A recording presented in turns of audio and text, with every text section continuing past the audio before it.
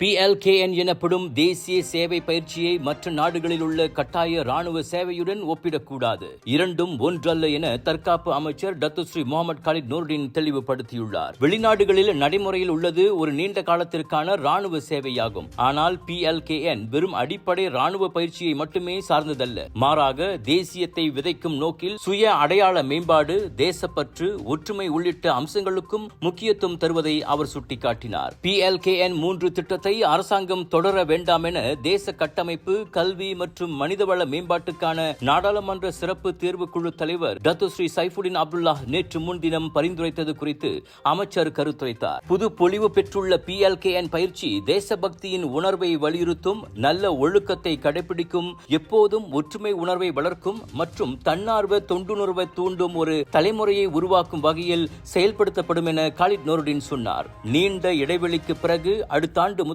17 வயதுக்கு மேற்பட்டவர்களுக்கு இந்த PLKN தேசிய சேவை பயிற்சி மீண்டும் அறிமுகம் காண்கிறது.